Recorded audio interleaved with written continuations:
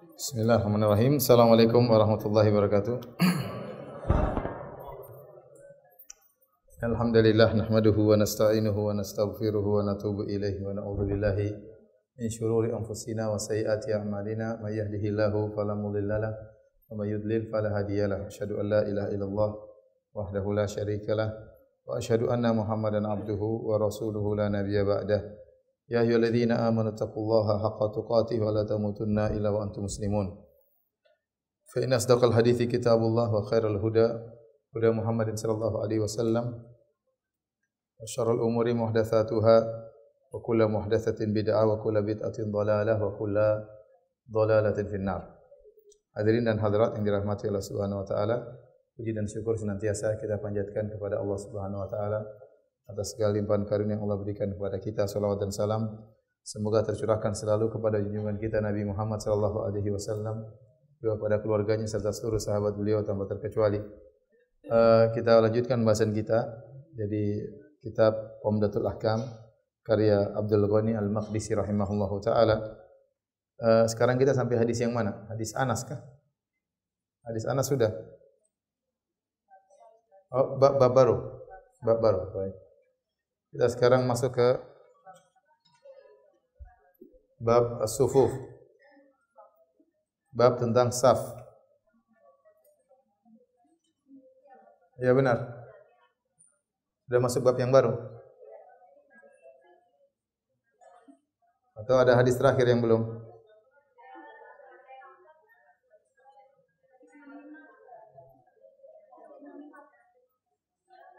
Yang sebelumnya ya, hadis terakhir sebelum saf. Ya. Baik, kita sebelum masuk bab yang baru masih ada satu hadis an Anas ya bin Sirin qala istaqbalna Anasan hina qadima minasyam. Kata beliau, kami menjemput atau menyambut Anas bin Malik tatkala Anas bin Malik datang dari negeri Syam. Falaqinahu bi aini tamar, maka kami pun mendapati dia di tempat namanya Ainu Tamar, yaitu suatu tempat di dekat Al-Kufah. Faraaituhu yusalli ala himarin. Aku mendapati Anas waktu datang dia sedang salat di atas himar, di atas keledai. Wa wajhuhu min dzal janib, sementara wajahnya, arahnya yakni an yasaril qiblah, dia menghadap ke sebelah kiri kiblat, tidak menghadap kiblat.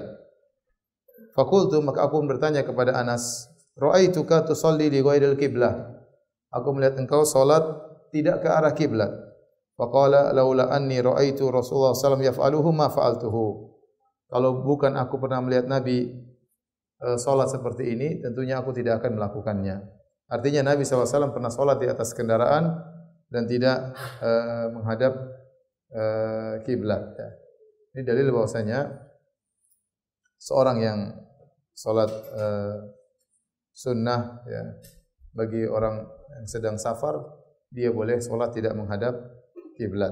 Kemudian juga ini dalil bahwasanya disyariatkannya menyambut ahlul ilm. Anas bin Malik waktu datang dari negeri Syam disambut oleh orang-orang ya sebagai bentuk penghormatan terhadap orang yang alim.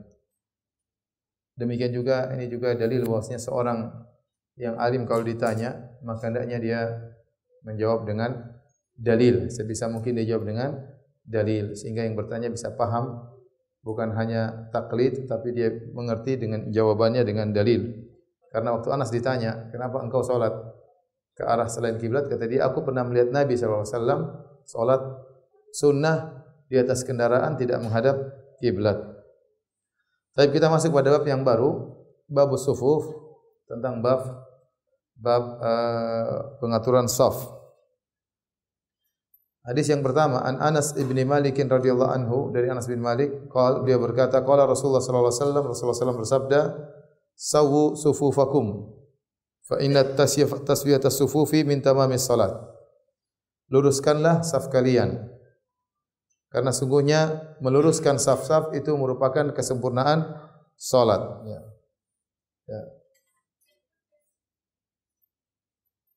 Dalam atau hadis-hadis yang berbicara tentang meluruskan saf sangat banyak. Hanya saja khilaf di kalangan para ulama, apakah meluruskan saf itu adalah kewajiban salat atau hanya sekedar sunnah. Ya, sebagian ulama memandang bahwasanya meluruskan saf adalah sunnah, tidak sampai pada derajat wajib. Kenapa? Karena Nabi SAW mengatakan, sungguhnya fa inna taswiyatas sufufi min tamamis salat. Sungguhnya meluruskan saf adalah bagian dari kesempurnaan salat. Tamamis salat, kesempurnaan salat. Nah, kalau suatu yang sempurna itu di luar pada yang wajib, ya, hanya sekedar penyempurna. Dari sini mereka berpendapat bahwasanya meluruskan saf hukumnya sunnah. Tapi yang benar meluruskan saf hukumnya wajib. Kan dalam hadis yang lain Nabi sallallahu alaihi wasallam mengatakan, la tusawwunna sufuf aw la yukhallifanna Allah baina wujuhikum. Hendaknya kalian meluruskan saf, kalau tidak Allah akan buat wajah-wajah kalian berselisih. Maksudnya Allah akan buat hati-hati kalian berselisih. Barang siapa yang tidak meluruskan saf akan ada hukumannya, yaitu Allah akan menjadikan mereka saling berselisih. Ini dalil bahwasanya meluruskan saf hukumnya apa? Wajib. Maka barang siapa yang salat tidak meluruskan saf, maka salatnya sah namun dia berdosa. Dan ini banyak dalam salat. Salat lelaki salat tidak berjamaah, salatnya sah namun dia berdosa. Sebagaimana juga seorang salat berjamaah tidak luruskan saf, maka dia salatnya sah namun dia berdosa.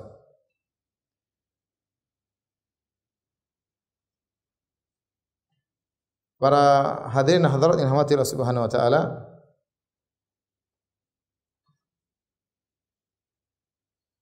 kita bacakan dulu hadis-hadisnya, nanti akan kita jelaskan tentang cara pengaturan saf. Yang hadis berikutnya ani Nu'man bin Bashir radhiyallahu taala anhuma. Dari Nu'man bin Bashir radhiyallahu anhuma dia berkata, sami'tu Rasulullah sallallahu alaihi wasallam yaqul, aku mendengar Rasulullah sallallahu alaihi wasallam bersabda, la tusawwunna sufufakum aw la yukhalifanna Allahu baina wujuhikum. Hendaknya kalian meluruskan saf-saf kalian atau Allah akan menjadikan kalian berselisih, wajah-wajah kalian berselisih. Ya. Jadi maksudnya wajah-wajah kalian berselisih, dalam riwayat yang lain baina qulubikum, yaitu hati kalian berselisih. Di sini tidak ada kemungkinan ketiga, cuma dua kemungkinan, saf lurus atau hati-hati berselisih.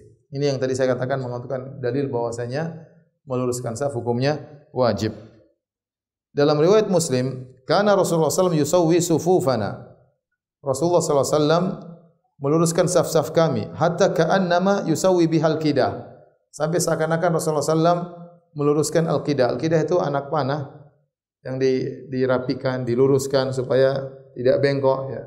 Artinya Nabi SAW serius tatkala meluruskan saf. Dan ini diikuti oleh para sahabat. Umar bin Khattab radhiyallahu anhu sampai meluruskan saf, sampai memukul sebagian orang yang tidak meluruskan saf, sampai punya anak buah untuk meluruskan saf. Karena bagi mereka para sahabat dahulu, salat itu perkara yang sangat agung, bukan perkara main-main. Ya, sehingga saf harus lurus, harus serius. Bagi mereka salat itu perkara yang agung. Karena syariat memang mengagungkan salat.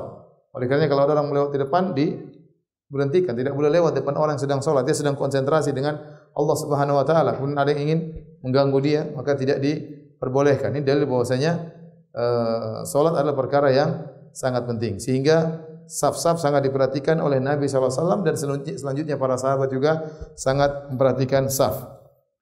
Kemudian kata Nu'man bin Bashir, hatta idza ra'a an qad aqalna anhu thumma kharaja yawman faqam. Sampai Nabi melihat kami sudah lurus, kami sudah ngerti, sudah lurus. Ya. Nabi SAW kemudian pergi berdiri suatu hari setelah meluruskan saf. Kemudian hatta idza kada an yukabbir, Nabi sudah maju, sudah mau takbir, fara'a rajulan badiyan sadruhu. Tiba-tiba Nabi melihat ada seorang yang dadanya maju, artinya agak ke depan. Faqala ibadallah, maka Nabi tegur, la tusawwunna sufufakum, hendaknya kalian luruskan saf-saf kalian. Aw la yukhalifanna Allahu baina wujuhikum, atau Allah akan membuat wajah-wajah kalian berselisih. Di antara dalil yang menunjukkan saf itu sangat penting, ya. Tadi kalau orang tidak meluruskan saf, berarti apa tadi? Hatinya dibuat apa? Berselisih. Demikian juga dalam hadis kata Nabi sallallahu alaihi wasallam, "Man qata'a saffan qata'ahu Allah." Hadis riwayat Abu Daud. Barang siapa memutuskan saf, maka Allah akan putuskan dia. Maka tidak boleh seorang sengaja memutuskan apa? saf. Sebaliknya, ya, man wasala saffan wasalahu Allah. Barang siapa yang menyambung saf, maka orang akan menyambungnya. Itu Allah akan menyambungnya dengan kebaikan, dengan rahmat dan kasih sayang. Maka kalau ada saf yang kosong, maka kita maju untuk mengisi saf tersebut, ya. Saking pentingnya saf sampai Rasulullah SAW pernah bersabda, "Rassu sufufakum." Rapatkan saf kalian. Wa qaribu bainaha. Dan rapatkanlah, dekatkanlah. Wa walladzi nafsi biyadihi. Demi zat yang jiwaku berada di tangannya. Inni la ara syaitan yadkhul min khalalis saf ka'annama al-hadaf. Sungguhnya aku melihat syaitan masuk di antara celah-celah saf seakan-akan dia adalah al-hadaf. Al-hadaf itu adalah kambing hitam yang kecil, ya. Maka seorang berusaha untuk merapatkan saf dan tidak melonggarkan saf. Jadi yang dituntut dalam saf ada dua, taswiyah dan tarasi atau al-murasat. Taswiyah adalah lurus. Adapun al-murasat artinya dempet, lengket, ya. Jadi lurus dan rapat itu yang dituntut dalam saf. Maka dikatakan saf itu benar jika dia lurus dan dia apa? Rapat, ya.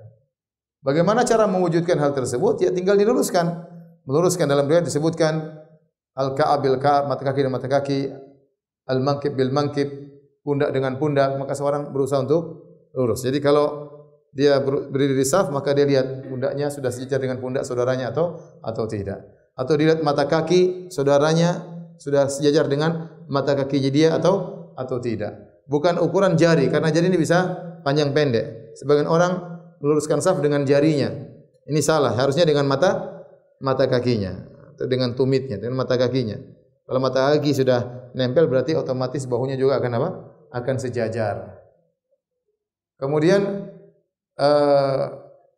al-murasat yaitu rapat. Ya rapat maka disebut dalam hadis bagaimana para sahabat menempelkan mata kaki dia dengan mata kaki saudaranya, pundak dia dengan pundak saudaranya. Maka tatkala kita merapatkan shaf, kita berusaha menempelkan apa? Kaki. Menempelkan kaki tapi tidak usah berlebih-lebihan. Ya, tidak usah berlebihan. Ya, kita berusaha menempelkan sewajarnya. Artinya kalau sudah sejajar maka sudah. Tidak perlu sampai kita tempelkan sehingga kaki kita jadi bengkok begini. Ya. Sebagian orang sengaja nempel sampai kakinya bukan lurus lagi tapi jadi bengkok. Ya. Sebagian orang dia berusaha nempel, dia kira tujuannya nempel, padahal tidak. Menempelkan mata kaki itu hanya sarana agar saf itu lurus dan rapat. Itu sarana untuk mencapai rapat dan apa? Dan lurus. Seandainya mata kita tidak nempel tapi badan kita sudah mengena, sudah cukup karena itu sudah berarti apa? Nempel. Sebagian orang salah, yang penting nempel kakinya meskipun pundaknya tidak nempel. Akhirnya dia buka kakinya lebar-lebar. Tidak berdiri tidak wajar tapi supaya nempel sehingga terlalu lebar dia buka dan itu bukan tujuannya. Karena tujuan menempelkan mata kaki dan pundak itu agar rapat, ya. Agar rapat. Oleh karenanya sebagian ulama seperti Syekh Utsaimin dan yang lainnya berpendapat bahwasanya kalau orang sudah menempel di awal salat, ya, tidak harus menempel terus. Karena tujuan sudah tercapai. Tidak harus menempel terus, ya. Kalau dia mau nempel tidak apa-apa, tetapi jangan sampai berlebih-lebihan, ya. Terkadang orang nempel sampai akhirnya kaki temannya diinjak. Dan benar, saya sering dikeinjak, ya. Jadi apa namanya? Mungkin bukan keinjak begini, tapi kulit dari kulit kaki apa? Keinjak, terutama kalau di lantai, keinjak, ya. Yang injak santai-santai aja. Saya tarik ke samping, dia injak lagi. Mau diapain, ya? Dan itu kenyataannya. Repot, ya. Yang penting kita santai aja, ya. Maksudnya yang penting udah nempel, tidak usah berlebihan. Karena kita disuruh untuk sholat untuk khusyuk. Sholat untuk khusyuk. Dan kalau seperti itu kita mengganggu kekhusyukan saudara kita. Kita mengganggu kekhusyukan saudara kita. Maka kita nempel yang wajar saja. Dan kalau seandainya sudah terjadi lurus dan teman kita tidak mau ditempelin, ya sudah biarin aja. Yang penting kita sudah rapat dan apa? Dan lurus. Maksudnya adalah demikian. Karena menempelkan mata kaki dan mata kaki itu bukan tujuan, tapi itu sarana untuk apa? Sarana untuk lurus dan rapat, ya. Untuk lurus dan rapat.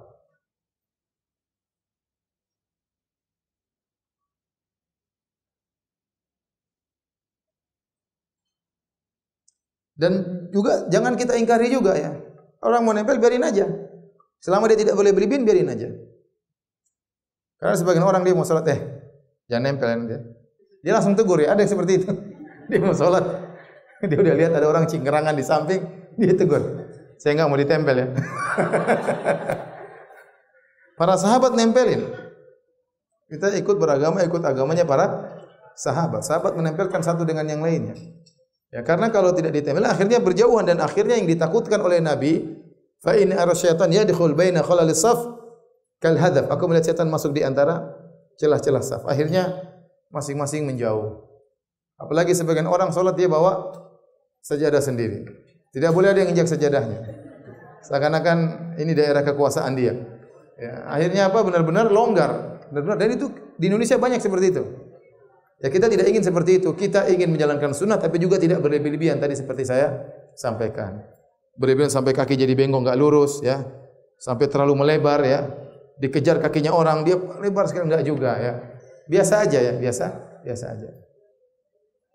Itu pernah ada kejadian saya pernah cerita. Jadi dia lemparkan kakinya ke temannya enggak mau jauh. Dia nempelkan lagi.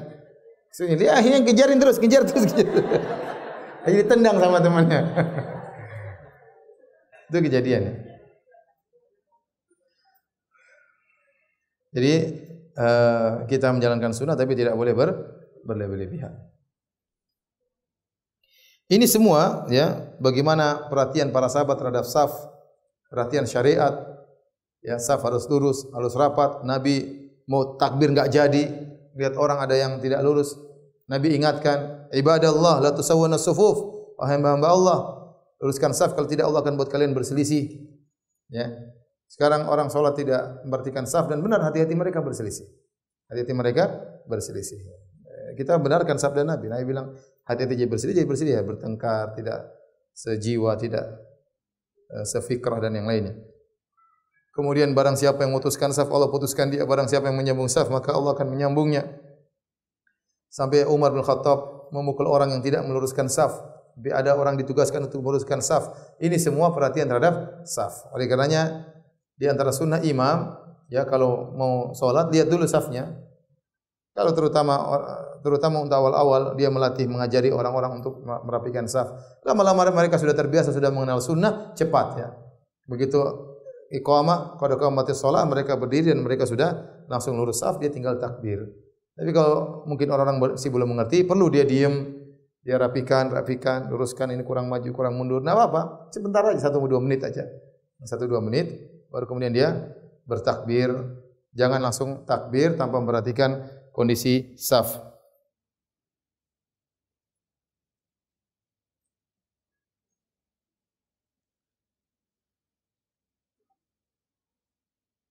Baik, kita lanjutkan hadis berikutnya. An Anas bin Malik radhiyallahu anhu, dari Anas bin Malik radhiyallahu anhu, anna jaddatahu Mulaikah da'at Rasulullah sallallahu alaihi wasallam li ta'amin sana'athu. Bahwasanya neneknya Mulaikah mengundang Rasulullah sallallahu alaihi wasallam untuk makan makanan yang dia buat. Nabi diundang. Fa akala minhu, kemudian Nabi sallallahu alaihi wasallam makan makanan dari makanan tersebut. Tsumma qala qumu fali usalli bikum. Kata Nabi, bangunlah mari saya salat mengimami kalian. Qala Anas berkata, faqumtu ila hasirin lana qad iswadda min tuli ma lubis. Maka aku pun pergi ke semacam tikar milik kami yang sudah menghitam karena sudah sering dipakai, sering disujudin, mungkin sehingga mulai agak menghitam.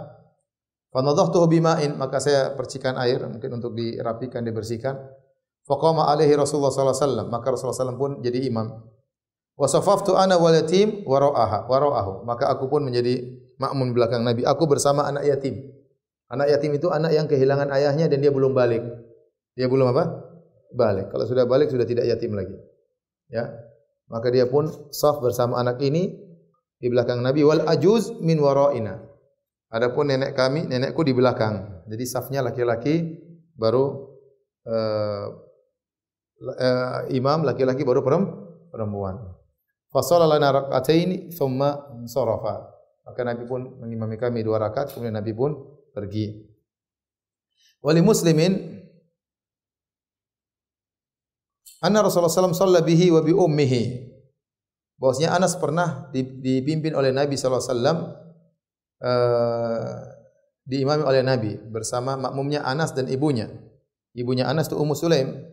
Fa aqamani an yaminihi wa aqamal mar'ata khalfana. Maka Nabi sallallahu alaihi wasallam memberdirikan aku di samping kanannya karena cuma makmum satu orang aja.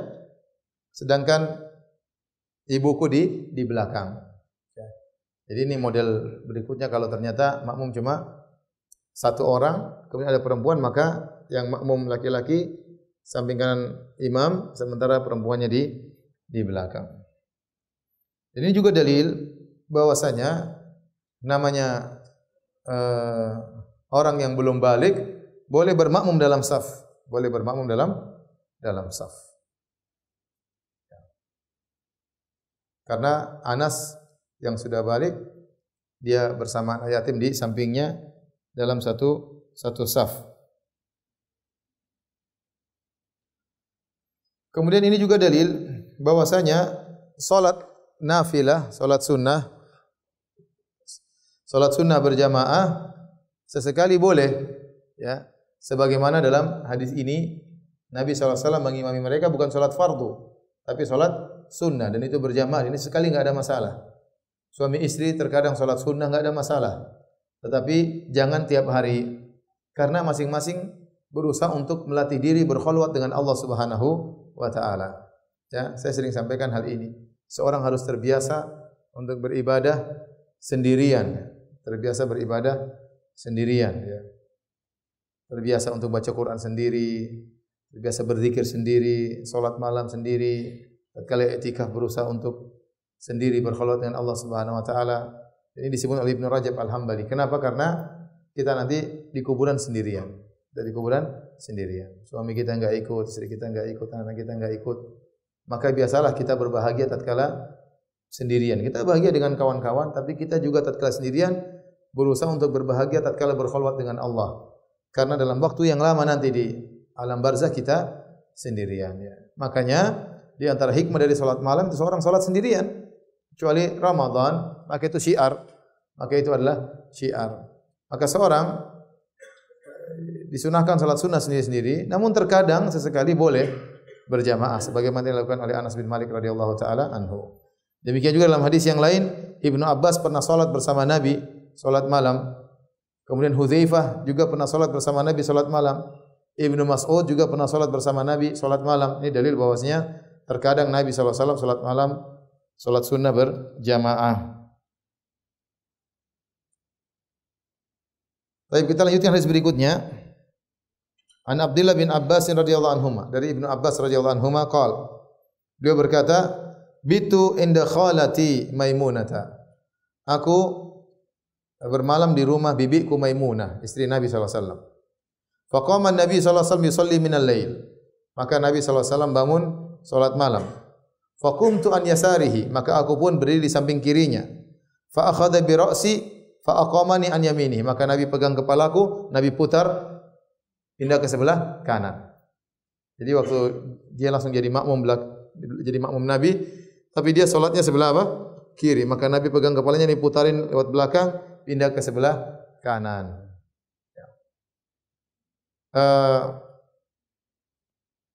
Ini dalil bahwasanya kalau seorang makmum cuma satu orang, maka posisinya sebelah kanan. Bukan dan sebelah kanan dan benar-benar apa? Sejajar. Dan sebelah kanan dan sejajar. Karena agar terjadi saf, agar terjadi apa? Saf, agar terjadi saf, ya. Bukan mundur sedikit. Sebagaimana perkataan sebagian ulama. Sebagian ulama memandang kalau imam dan makmum cuma satu orang, maka makmumnya di belakang sedikit, tidak sejajar. Namun yang benar hadis-hadis menunjukkan bahwasanya makmum itu kalau satu orang sejajar. Kata mereka, kenapa harus mundur sedikit supaya terbedakan antara imam dengan makmum. Tapi ini sekedar logika. Tapi sunnah yang terjadi sejajar. Dan tetap ketahuan mana imamnya, karena imamnya sebelah kiri, makmumnya sebelah kanan. Jadi tidak perlu harus mengenal imamnya dengan mundur sedikit. Jadi sunnahnya adalah sejajar sebagaimana dalam hadis-hadis yang kita sebutkan. Sama. Semua masalah sufuf, saf, hukum asalnya sama antara lelaki dengan wanita secara aturan. Kecuali ada dalil yang menunjukkan perbedaan. Di antara perbedaannya misalnya adalah saf lelaki yang paling bagus adalah saf yang paling depan. Adapun wanita yang paling bagus saf yang paling belakang. Saf wanita yang paling bagus saf paling belakang karena lebih jauh daripada lelaki. Kemudian yang kedua, kalau lelaki salat makmumnya banyak, maka lelaki di depan, kemudian makmumnya di belakang. Tapi ada wanita tidak, wanita makmumnya di tengah. Lelakinya imamnya di tengah, makmumnya kanan kiri. Kalau lelaki imamnya depan, makmumnya di belakang.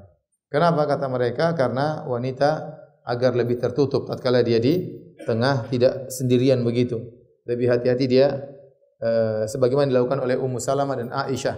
Ummu Salamah radhiyallahu anha dan Aisyah radhiyallahu anha kalau mengimami salat maka mereka berdiri di tengah-tengah, bukan maju di depan. Ini bedanya saf laki dengan saf perempuan. Saya ulangi dua perbedaannya di antaranya kalau khairu suhufur rijal awwaluha, sebaik-baik saf lelaki adalah yang paling depan. Wa syarruha akhiruha, yang paling buruk saf paling belakang.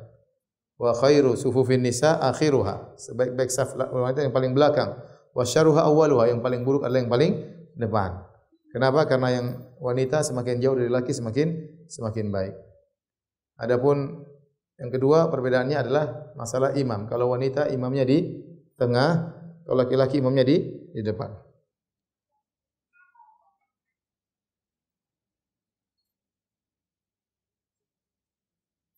Baik, kita akan bahas beberapa permasalahan yang berkaitan dengan saf.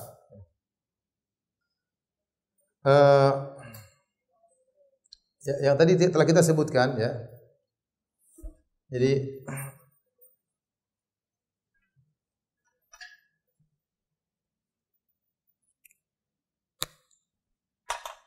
sebetulnya besar banget. Aturan-aturan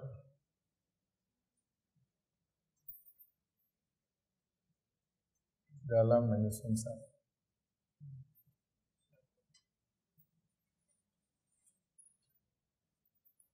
Yang pertama tadi kita sebutkan apa? Kalau makmum hanya satu, maka di mana dia? Sebelah kanan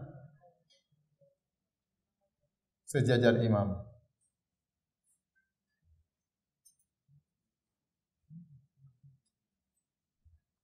Taib, kalau dia nekat sebelah kiri gimana? Hah? Kalau dia nekat sebelah kiri, pegang kepalanya, pindahin ke kanan. Kalau dia di sebelah kiri, pegang kepalanya, pindahin di sebelah kanan. Kalau dipegang kepalanya dia tidak mau pindah. Kalau dipegang kepalanya dia tidak mau pindah. Tes. Imam yang pindah jangan ya. Jadi kalau dia tidak mau pindah, tetap para ulama mengatakan salatnya sah, namun dia salah ya. Namun dia bersalah. Wajibnya harusnya di sebelah kanan ya. Tapi tetap salatnya sah. Kemudian yang kedua ya. Kalau makmumnya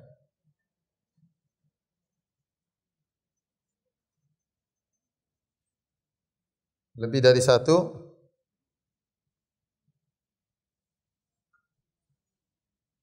maka gimana? Untuk wanita maka apa?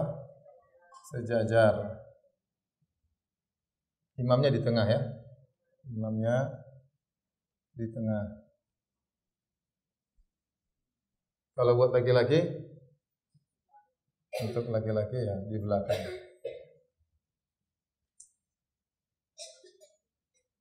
Baik. Kalau ternyata makmumnya ini, bentar.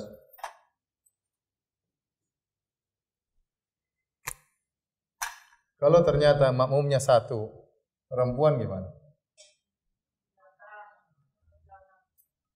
Hah? Di belakang imamnya? Hah? Hah? Iya, imamnya laki-laki, makmumnya perempuan cuma satu. Bukan istrinya. Hah? Kalau bukan mahram maka tidak boleh. Ya. Ini di belakang.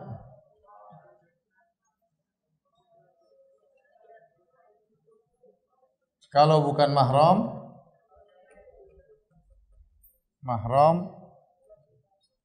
tidak boleh bermakmum. Karena ada khalwat. Karena ada khalwat. Baik.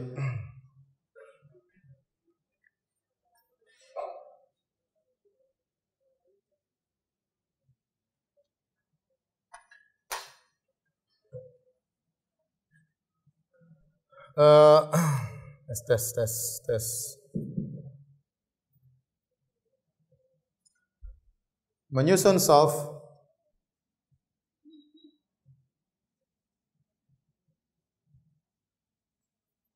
jadi yang kanan dulu baru kiri. Setelah seimbang. Ya, karena dalam hadis-hadis safafna khalfahu, kami pun bersaf di belakang Nabi. Kami bersaf di belakang Nabi. Berarti imam itu di tengah. Contoh ya. Makmum jumlahnya 9. Gimana caranya? Berarti imam satu sini 1 2 3 4 1 2 3 4 terus di kanan ya.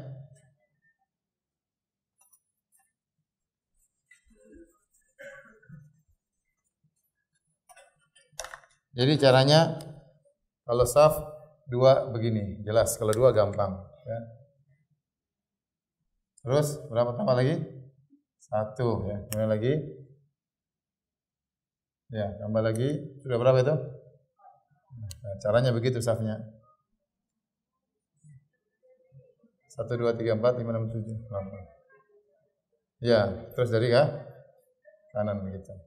Sebagian ulama berpendapat tidak mengapa, misalnya di sini 7, di sini 3, enggak apa-apa. Tapi zahir hadis imam itu di tengah. Memang ada hadis wasitul imam.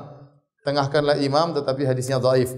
Tetapi zahir hadis kami salat di belakang imam khalfahu, di belakang Nabi di belakangnya, berarti memang Nabi di tengah.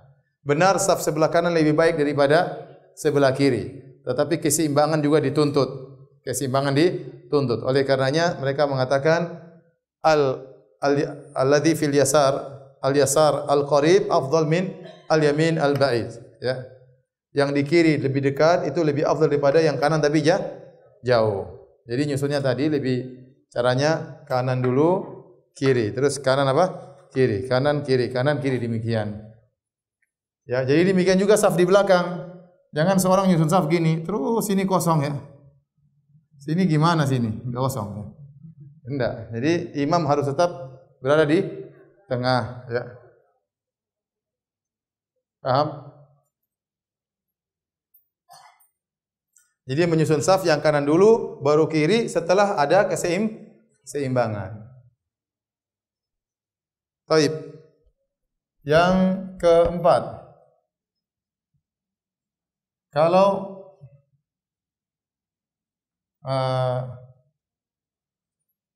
tempat kalau masjid full tidak ada tempat lagi buat makmum.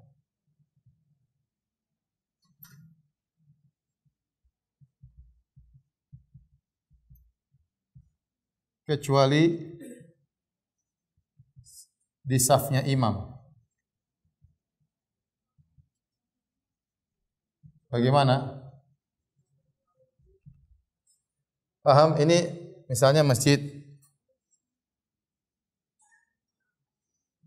Ini imam.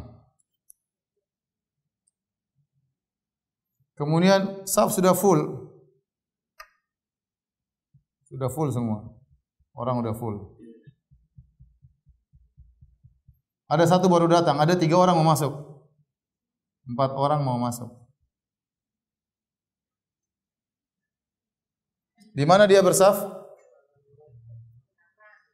Pada dasarnya tidak boleh seorang saf kalau jamaah banyak, tidak boleh seorang pun saf di sebelah imam, tidak boleh.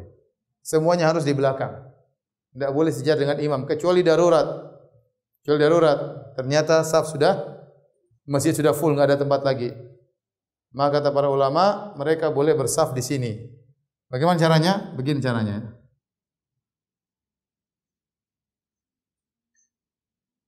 Paham? Imam tetap di tengah. Ini diingatkan oleh Syekh Utsaimin rahimahullah, kebanyakan orang menyangka kalau saf sudah penuh cuma di sebelah kanan imam. Tidak, imam tetap di tengah. Bahkan dahulu laki-laki pun sholatnya seperti ini, seperti wanita. Tetapi kemudian dimansuhkan, akhirnya lelaki imam maju di depan. Jadi kalau masjid sudah full, kita boleh sebelah kanan dan sebelah kiri apa? Imam. Paham? Paham tidak? Paham tidak?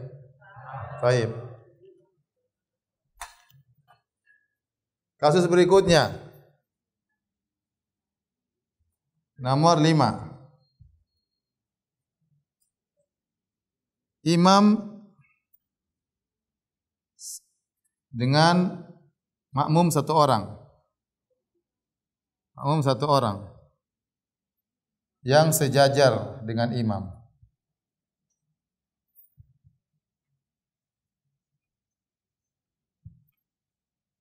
Keduanya dalam kondisi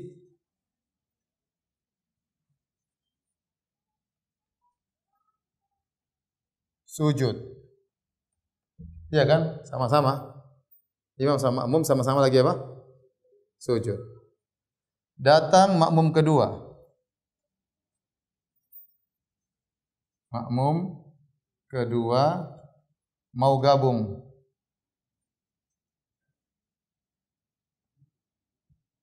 Bagaimana caranya?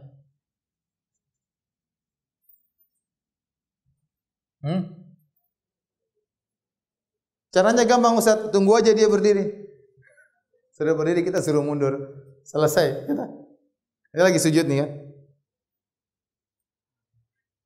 Ya tunggu dia berdiri, suruh dia mundur jadi saf di belakang. Begitu kan? Sekarang dia mau dapat keutamaan sujud. Dia enggak mau tunggu kelamaan, ini imamnya sujudnya lama banget ya. Dia mau gabung. Gimana cara gabungnya?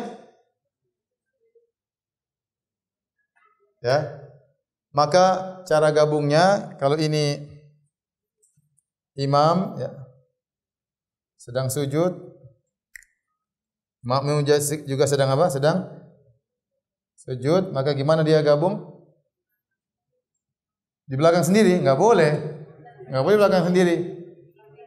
Maka yang ketiga ke sini, sujud ke sebelah kirinya atau sujud sebelah kanannya.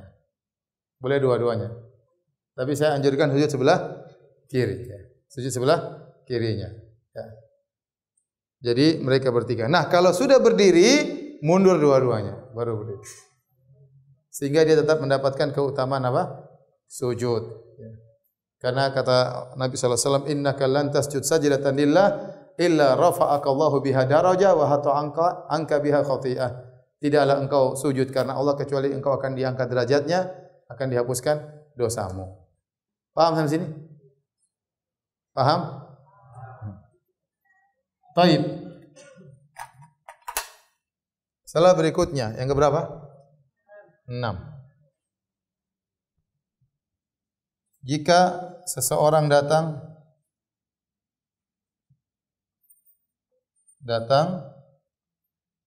lalu bikin saf sendirian di belakang.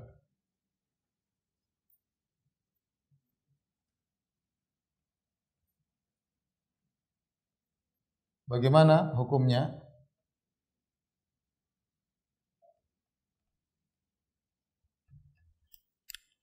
Bagaimana hukumnya? Maka ada dua kemungkinan. Dua kemungkinan.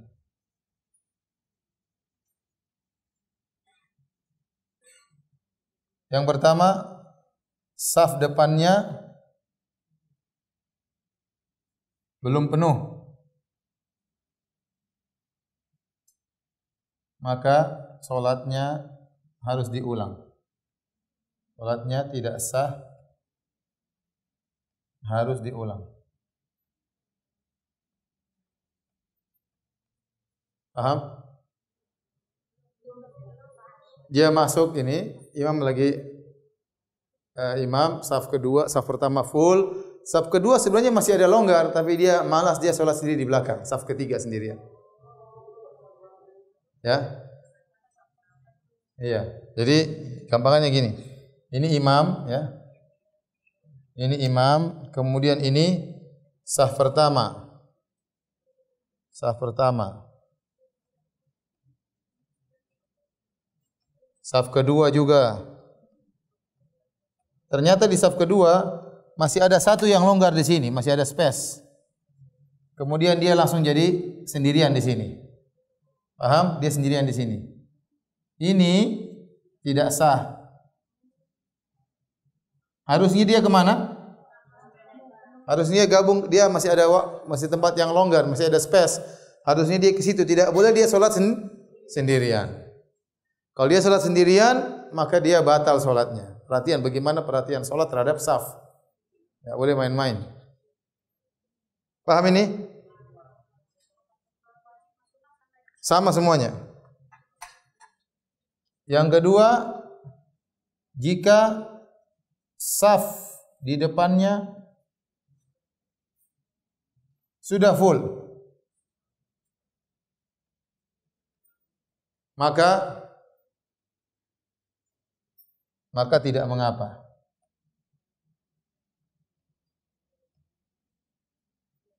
Karena uzur. Karena apa? Uzur. Ya.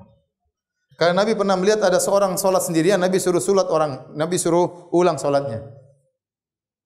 Namun kata para ulama itu dibawa kepada karena tidak ada uzur. Harusnya dia bisa gabung dengan saf depannya, namun dia sholat sendirian, maka sholatnya tidak sah, harus diulang. Tetapi kalau ternyata safnya sudah full semuanya, enggak ada, ya sudah dia sholat sendirian. Enggak ada masalah karena dia beruzur. Dia beruzur. Di tengah. Maka dia sholat sendirian dan dia beruzur.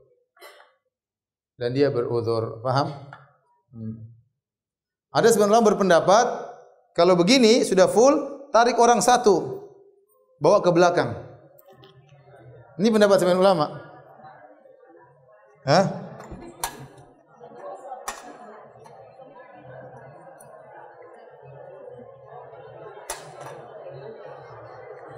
Kok ribut sih? Jadi kalau dia datang terlambat, maka semua sudah full, dia cari korban satu. Cari korban satu, maka dia tarik. Kalau enggak mau, dia tarik yang satunya lagi. Enggak mau lagi, tarik satunya lagi. Ini pendapat sebagian ulama, namun yang dibantah oleh sebagian ulama yang lain, tidak ada sunnahnya hal tersebut. Yang kedua, takutnya kita mendolimi dia. Ya. Udah lagi santai-santai, lagi khusyuk, ditarik ke belakang. Kemudian kita memindahkan dia dari pahala saf kedua menjadi saf ketiga.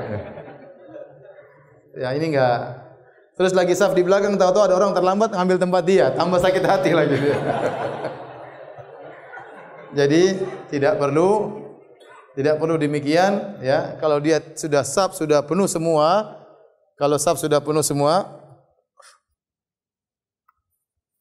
tes.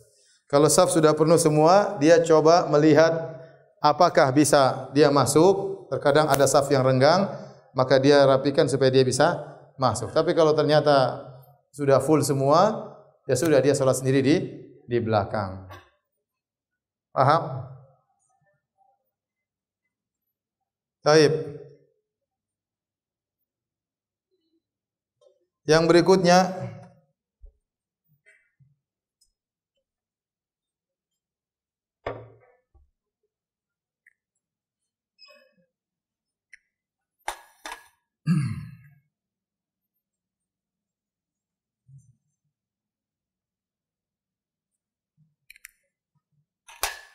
Keberapa?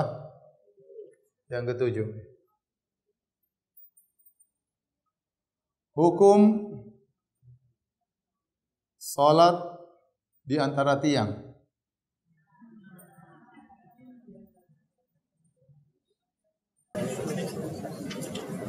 Maka hukumnya yang rajih, hukumnya adalah makruh. Dulu para sahabat menjauh dari salat di antara tiang. Kenapa? Karena tiang itu memutuskan apa? Saf. Padahal tadi kata Nabi SAW, man qata'a saf qata'a Allah. Barang siapa memutuskan saf akan diputuskan oleh Allah, ini diputuskan dari kebaikan. Ya, maka seorang jangan putus saf. Orang lagi salat dia duduk di tengah, dia enggak salat, dia motongin saf berarti kan?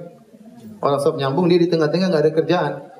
Lihat Facebook di masjid ya. Akhirnya orang di Ramadan sering seperti itu. Dia tidak sholat tapi dia duduk di situ. Tidak memutuskan apa? Saf.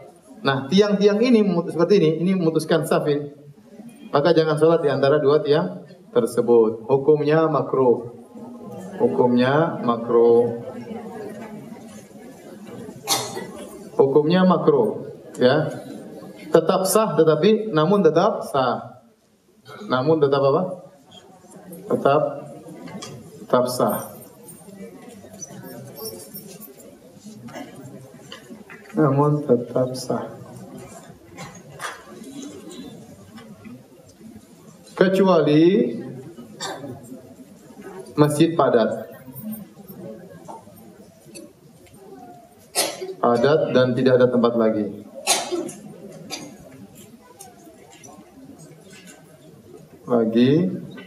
Maka tidak makruh.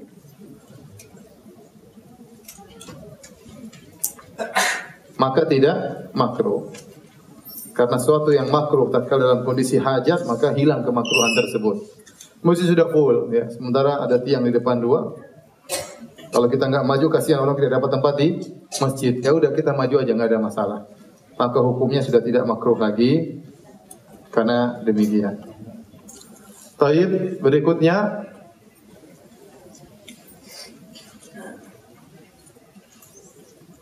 hukum memasukkan anak-anak dalam saf salat. Anak-anak ya, sebagian ada yang berpendapat anak-anak harus safnya di belakang sendiri, jangan digabungkan dengan bapak-bapak. Tetapi ini pendapat yang tidak kuat karena tidak ada dalilnya, bahkan bisa menimbulkan banyak kemudaratan. Karena anak-anak kalau dibuat saf di belakang sendiri bahaya ya. Mereka bikin geng sendiri di belakang. Jangan-jangan mereka sholat sendiri di belakang. Imam ada makmumnya. Ini orang tua kita bikin geng sendiri di belakang. Hingga tidak mengapa anak-anak kalau dia mumayyiz bisa membedakan, jadi kasih tahu maka dia sholat di samping kita, nggak ada masalah. Dan kalau bisa jangan digabungkan dengan anak-anak. Kalau dia sholat dia akan ngobrol sendiri nanti. Jangan kita samping kita sholat, dan itu faedahnya kita mendidik dia untuk bisa senang dengan apa? Masjid sejak mereka kecil. Ya. Tetapi anak-anak jangan langsung di belakang imam. Lihat ini ulul ahlami minkum. Ya, kata Nabi sebenarnya di belakang saya orang-orang yang artinya orang yang dewasa. Di belakang imam itu harusnya orang-orang yang alim, yang hafid. Karena kalau imam terjadi sesuatu bisa diambil solusi. Imamnya batal tiba-tiba atau imamnya lupa. Ya, yang ngerti ya, kalau anak di belakang repot nanti kan. Jadi anak-anak boleh di saf pertama tapi di ujung-ujung. Adapun yang di belakang imam maka harus orang-orang yang ngerti. Ya. Adapun saf kedua anak apa di samping, tapi tidak harus, jangan bikin anak-anak kemudian di belakang buat saf sendiri karena itu mudaratnya lebih besar. Mending di samping bapaknya agar dia lebih khusyuk tatkala sedang sholat. Ya. Jadi tidak mengapa anak-anak dimasukkan dalam saf. Dan dalilnya seperti tadi, Anas bin Malik sholat dengan anak yatim. Kemudian dia masukkan dalam saf dia. Namanya anak yatim itu belum balik. Ternyata dipasang di safnya Anas bin Malik. Jadi kemudian juga yang biasanya dibahas oleh para ulama, misalnya 9 ya, hukum salat di musalla hotel sekitar haram. Sekitar haram. Hotel di mana? Di Darut Tauhid. Hotel di Zamzam, di Hilton. Ya. Bagaimana hukum sholat di tempat-tempat seperti ini? Banyak orang berfatwa tidak mengapa karena saf dianggap bersambung. Karena yang di musola masih melihat sebagian saf di musola melihat saf yang di bawah. Makanya di depannya itu tidak tertutup, tapi terbuka.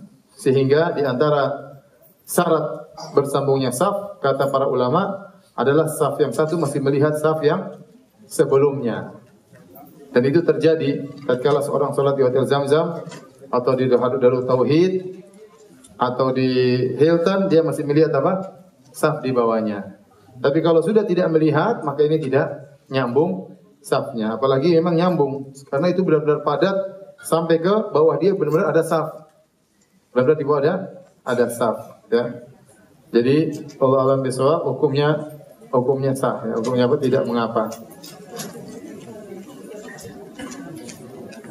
Dan saya sering menganjurkan kepada ibu-ibu musim haji atau musim Ramadan yang padat, ya, kalau mereka sholat mending di sini, ya.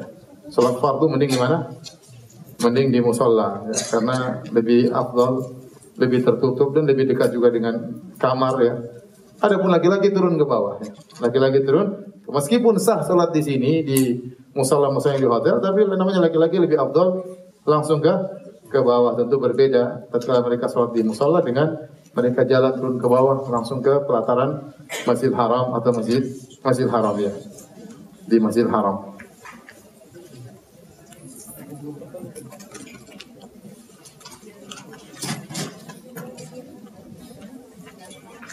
Baik.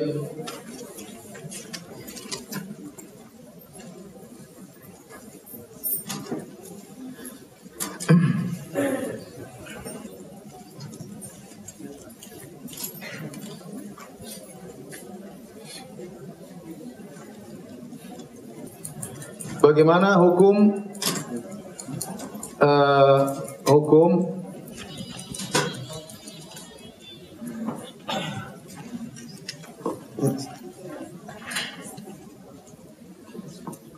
10, ya, hukum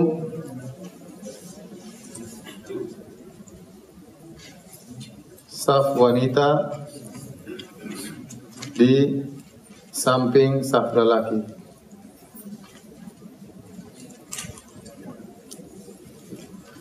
Hukum asalnya saf wanita di belakang, ya. Tadi sebagaimana telah kita sebut hadisnya.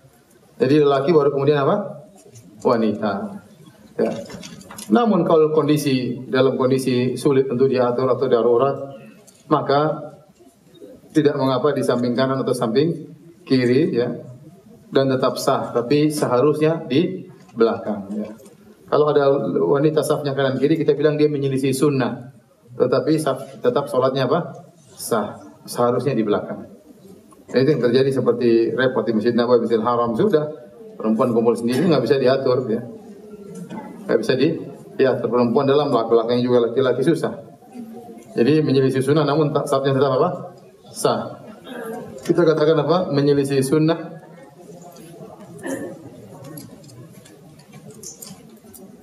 Namun tetap apa? Sah.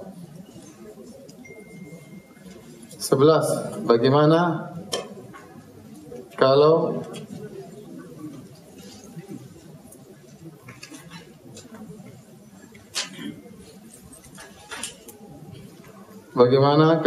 makmum di depan imam?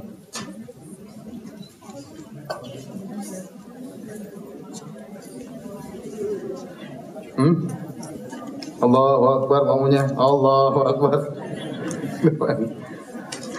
Mana hukumnya? Maka ada khilaf, ada yang mengatakan solatnya makmum batal. Yang makmum saya apa ente? Di depan, namanya imam tuh di depan untuk diikuti, tahu-tahu makmumnya di depan. Ada yang mengatakan sholatnya batal, ada yang mengatakan tetap sah namun menyelisih apa? Sunnah, dia berdosa. Karena untuk mengatakan sholat itu batal butuh dalil yang kuat. Dan tidak ada dalil menunjukkan tersebut. Tidak ada dalil bahwasanya kalau makmum depan maka batal. Tidak ada dalilnya. Kita mengatakan orang ini sholatnya tidak sah, itu berat. Harus ada dalil yang sangat jelas. Kecuali kata Syekh Islam Ibnu Taimiyah, kecuali kalau memang padat, tidak ada tempat. Ini terjadi di Masjid Nabawi. Imamnya dalam masjid, sholat Id full, ya imamnya di depan semua. Di Masjid Nabawi kalau sholat Id udah berjubel-jubel, jutaan orang, imamnya kan dalam masjid, di depan masjid kan masih pelataran luas. Ya udah orang sholat semua di situ. Jadi tidak mengapa kalau dalam kondisi darurat, ya. Kenapa? Logikanya sederhana. Sebenarnya mengatakan kalau perkara, kata Syekh Islam Taimiyah, kalau perkara yang dalam zat sholat saja bisa gugur kewajibannya, seperti tadi seorang tidak bisa berdiri maka dia boleh duduk, seorang tidak bisa dia boleh berbaring, seorang tidak bisa menghadap kiblat maka dia boleh menghadap selain apa? Kiblat. Itu kewajiban yang gugur padahal zat sholat. Apalagi hanya berkaitan dengan saf, paham? Maka lebih ringan lagi untuk digugurkan. Maka dikatakan seharusnya makmum di belakang, tapi dalam kondisi darurat ternyata nggak bisa, maka tidak makmum di depan dan itu dimaafkan dan sholat tetap sah. Dan itu terjadi tatkala di sholat Id di Masjid Nabawi atau sholat Id di masjid-masjid yang tidak cukup tempatnya. Wallahu a'lam bishawab. Itu saja yang bisa kita sampaikan. Selanjutnya kalau ada yang bertanya saya persilahkan. Allah ta'ala a'lam bishawab.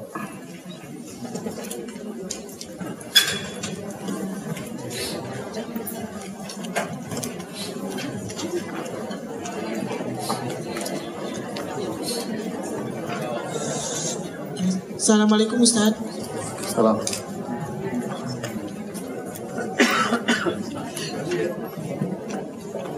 Kalau seandainya seperti sekarang ini Ustaz, kayak kita kan lagi di bawah semua nih ibu-ibu. Tadi seperti sholat zuhur dulu kita pernah tanyakan, kalau saya tidak hilaf Ustaz, pernah ditanyakan bahwa kita yang di bawah bisa mengikuti imam yang di atas apabila suara imam yang di atas kedengaran sampai di bawah. Apakah itu termasuk kita tidak bisa tidak dibolehkan karena berhubungan nggak dengan tidak dapatnya kita saf itu Ustaz? Kalau dalam satu bangunan maka cukup suara. Oh baiklah. Seperti di Masjid Haram, di Masjid Nabawi ada kantor-kantor. Saya sering sholat, berapa kali saya sholat sama Syekh Sudais karena kita ada pertemuan, kita sholat di dalam ruangan di Masjid Nabawi. Kita tidak melihat makmum karena tertutup.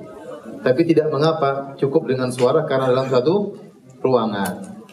Beda dengan musola yang ada di Masjid Haram, itu beda apa? Beda bangunan. Maka disyaratkan harus melihat apa? Saf.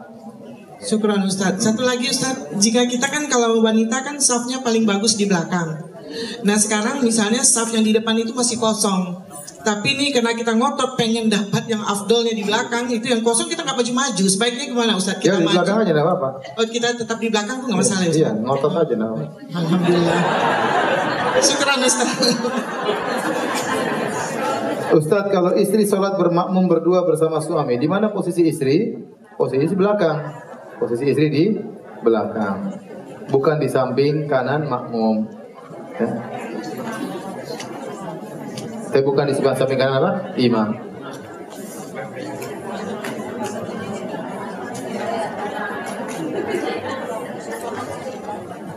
Ustaz, apakah doa berlindung dari 4 perkara yang terbiasa dibaca sebelum salam juga berlaku untuk sholat wajib? Ya, itu doa berlaku sholat wajib, sholat sunnah.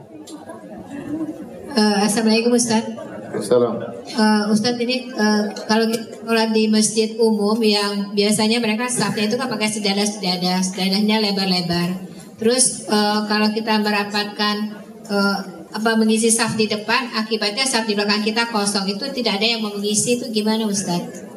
Kita sholat di masjid umum, orang pakai saf lebar-lebar. Sedadahnya lebar-lebar. Terus kita merapatkan ke depan. Iya, kita merapat ke depan dan mereka tidak mau mendekat dengan kita mendekat ke sebelah dia, tapi yang satunya lagi tidak mau mendekat Ustaz. Oh, dia tidak mau sajadahnya dipakai sama kita? Iya. Bilang sajadah punya kamu, masjid punya kita bersama. Susah Ustaz kan kalau kita misalnya mendekat ke sebelah yang dekat ini, tapi yang sebelah kita yang sebelah kanan itu kosong, dia tidak mau merapat Ustaz. Ya, tidak apa-apa, kita berusaha merapat ke arah imam. Merapat ke arah imam. Kalau yang sebelah kanan kita tidak mau merapat, ya biarin aja.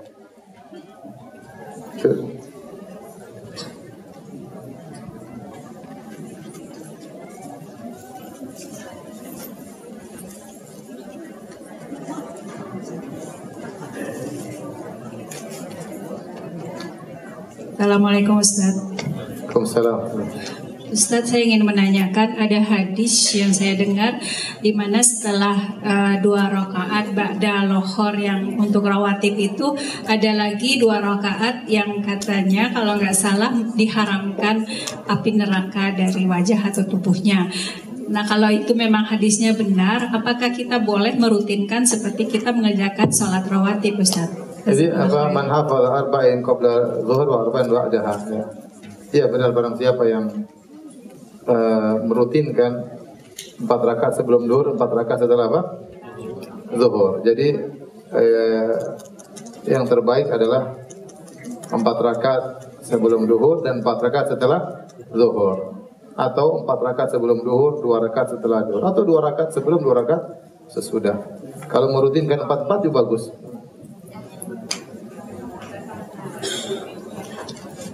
Assalamualaikum warahmatullahi wabarakatuh. Assalamualaikum. Ustadz mau bertanya, ini tadi kan kalau kita sholat di masjid yang sama-sama jamaah laki-laki di depan, yang perempuannya di belakang. Terus? Tapi kalau di dalam masjid itu ternyata memang dipisahkan dengan divider yang tinggi, jadi nggak kelihatan antara laki-laki dengan perempuan. Apakah masih berlaku yang belakang lebih afdol daripada yang depan? Itu ada khilaf dengan para ulama, tapi wallahu alam bisawab, zahirnya tidak berlaku lagi karena terpisah, benar-benar terpisah antara laki dengan apa? Dengan wanita. Karena larangan tersebut ada ilahnya, ada sebabnya. Kenapa perempuan terbaik di belakang agar semakin jauh dari lelaki.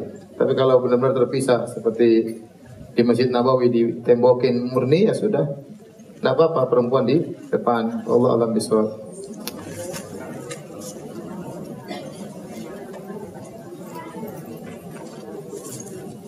Apakah boleh suami jadi imam yang makmumnya terdiri atas istri dan kawan-kawan istri? Tidak apa-apa.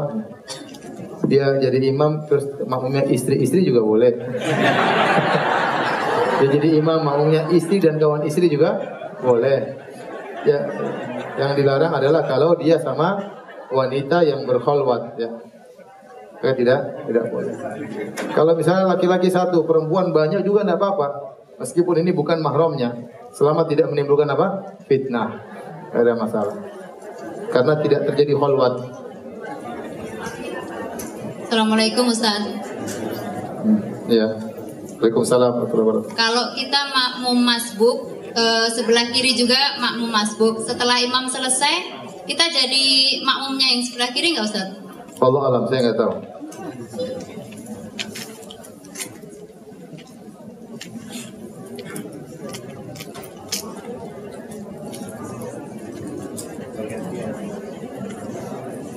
Di lingkungan saya banyak anak kecil.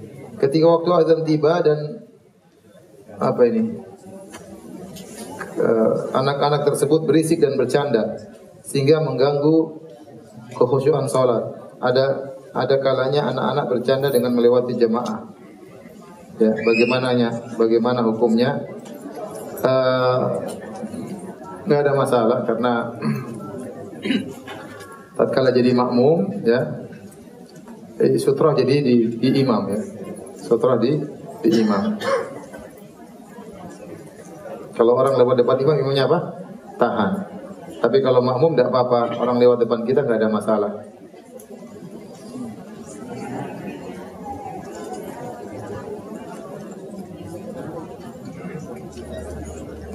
Assalamualaikum Pak Ustadz.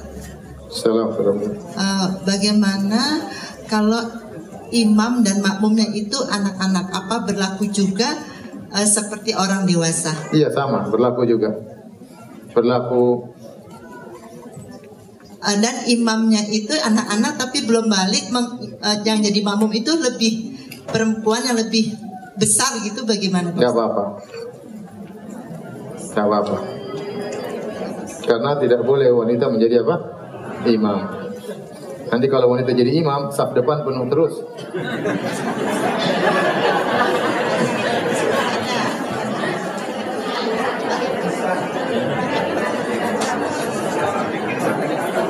Kapan batas waktu sholat qobliyah subuh? Yang penting sebelum dia masih ada waktu sebelum sholat subuh, sempat untuk qobliyah, maka dia boleh qobliyah. Terutama ibu-ibu tahu kapan. Yang penting sebelum sholat subuh dia sholat qobliyah, nggak ada masalah. Seandainya dia tidak ada waktu kecuali hanya untuk sholat subuh, ternyata 5 menit lagi waktu subuh habis, maka jangan sholat qobliyah, langsung sholat apa? Subuh. Terlambat bangun misalnya, dan qobliyahnya bisa diqadha nanti setelah matahari di waktu duha, setelah di waktu duha. Assalamualaikum warahmatullahi wabarakatuh, Ustaz. Assalamualaikum.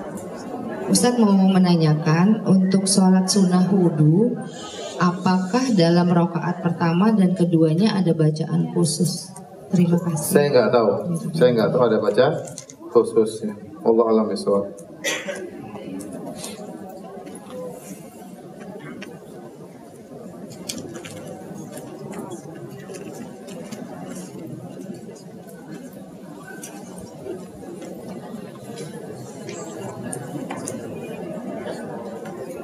Ustaz, saya mau tanya soal puasa Ayyamul Bid. Boleh tidak puasanya hanya 1 atau 2 hari saja? Yang terbaik 3 hari. Kalau dia yang bisa 2 hari aja tidak apa-apa, nggak ada masalah.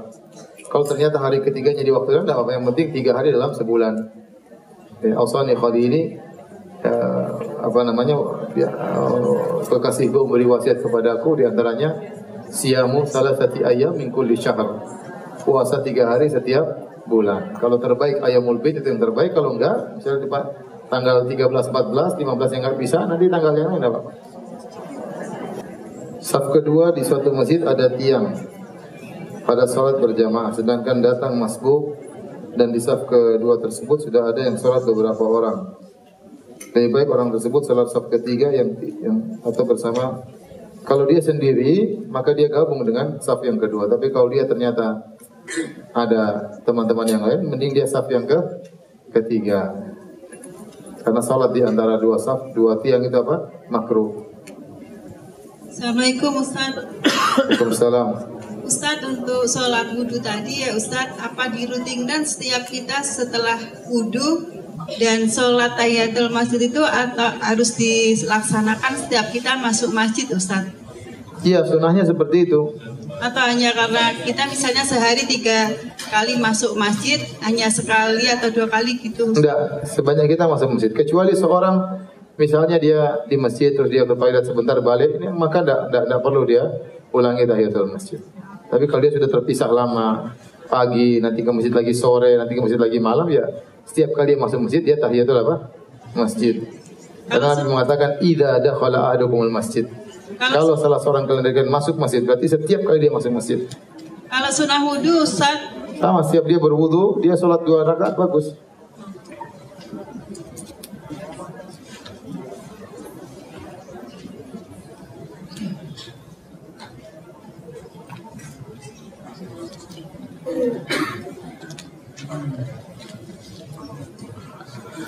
Baik, masih ada yang bertanya?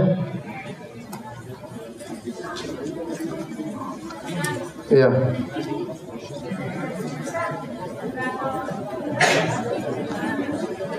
Saya nggak dengar.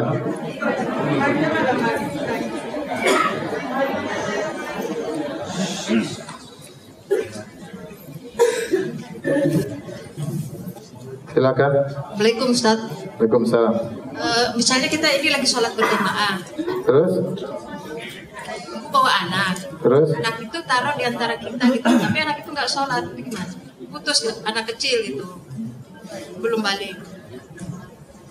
Dia tidak sholat ya? Iya, nggak sholat. Allah alam, saya nggak tahu ya. Saya nggak tahu. Taruh depan nggak mungkin ya? Nggak mungkin. seandainya dia taruh di ujung, ibu yang punyanya taruh di ujung lebih aman. Jadi di ujung saf, sehingga tidak memotong apa? Saf. Tapi kalau taruh di tengah-tengah saya tidak tahu ya. Allah alam bishawab.